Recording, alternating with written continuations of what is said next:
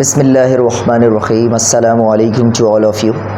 Students, today we are discussing about narration. Lecture number 2. We have already talked about lecture number 1 about narration. Narration को हम discuss करने से पहले आप तमाम के तमाम स्टूडेंट से और लिसनर से इस बात की रिक्वेस्ट है कि आप जो है वो मोहम्मद आरिस मेरे चैनल को सब्सक्राइब लाजमी करें और बेल आइकन पर लाजमी क्लिक करें ताकि मज़ीद नोटिफिकेशन आपको मिले और नरेशन के मतलब वीडियोस भी आप तक पहुंच सके। नरेशन पर लेक्चर नंबर 1 मैं आपको दे चुका था, तो आज जो है वो हम लेक्चर नंबर 2 पर डिस्कशन करेंगे। वी शुड रिमेंबर, एक दो बातें आप याद रखें कि देखें जो भी लेक्चर्स होंगे इसमें सबसे पहले मैं आपको इंग्लिश में एक्सप्लेनेशन दूंगा।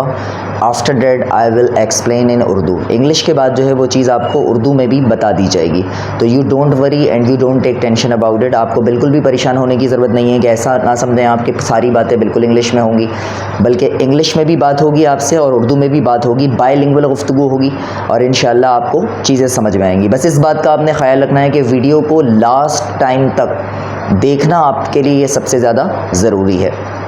सो today our benchmark is narration lecture number 2।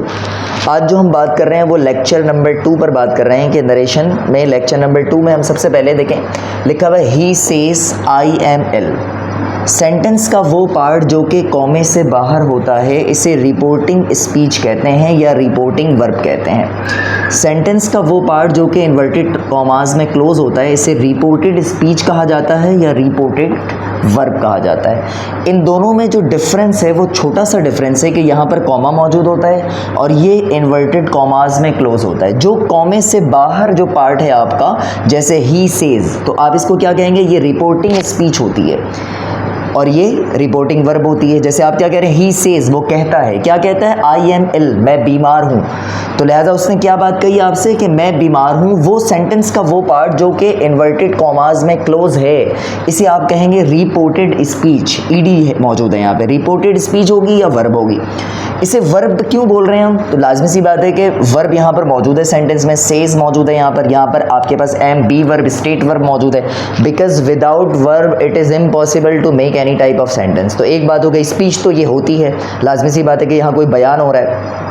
तो अब ये बात क्लियर हो गई कि रिपोर्टिंग स्पीच क्या होती है, रिपोर्टिंग वर्ब क्या होती है और रिपोर्टेड स्पीच क्या होती है और रिपोर्टेड वर्ब क्या होती है।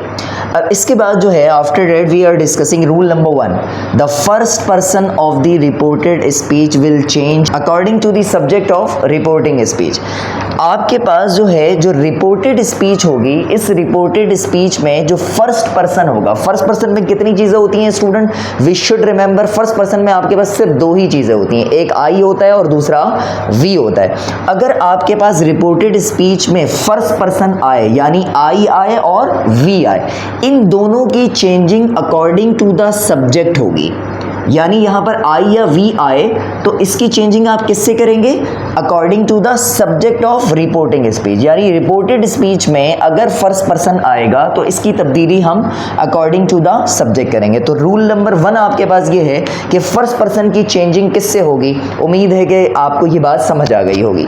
सेकंड पर्सन के बारे में बात कर लेते हैं। हमारे पास सेकंड पर्सन देखें, सिर्फ और सिर्फ हमारे पास सेकंड पर्सन में यू शामिल होता है और यही सिंगुलर भी होता है और यही प्लूरल होता है। Sentence will define this is singular और प्लूरल केस। सेंटेंस आपको बताएगा कि ये सिंगुलर का केस होता है या प्लूरल का केस होता है। तो रूल नंबर 2 में the second person of the reported speech, reported speech में अगर सेकंड पर्सन होगा तो will change according to the object of reporting speech. तो वो रिपोर्टिंग स्पीच के ऑब्जेक्ट से चेंज होगा। Look at the both side, यहाँ लिखा हुआ है अगर आपके पास ये जो इन्वर्टेड कॉमास में क्लोज सेंटेंस होगा, अगर यहाँ पर सेकंड पर्सन आएगा तो सेकंड पर्सन की तब्दीली according to the object of reporting speech से होगी। रूल नंबर 2 भी मैंने आपको ये बात बता दी। Let's talk about rule number 3, the third person of the reported speech will not change. यहाँ पर आपकी ज़िंदगी बिल्कुल आसान हो जाएगी क्योंकि थर्ड पर्सन की कोई चेंजिंग ही नहीं करनी है। थर्ड पर्सन में कितनी चीज़ें होती हैं जनाब, ही शी इट ये थर्ड पर्सन सिंगुलर है और दे आपके पास थर्ड पर्सन प्लूरल है।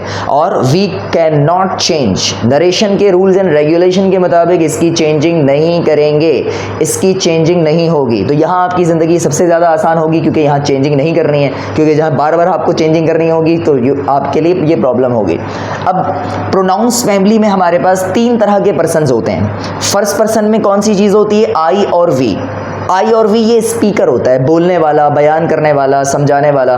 तो इसकी 2 कंडीशन हो सकती है, या तो ये सिंगुलर का केस होगा या तो प्लूरल का केस होगा। आई फर्स्ट पर्सन सिंगुलर है और वी फर्स्ट पर्सन प्लूरल है। सेकंड पर्सन लिसनर्स होते हैं, समाअत करने वाले, समझने वाले।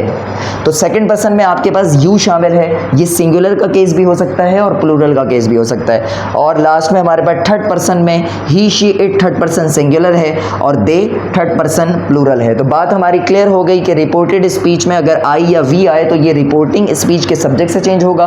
सेकंड पर्सन में अगर यू आए तो ये रिपोर्टिंग स्पीच के ऑब्जेक्ट से चेंज होगा।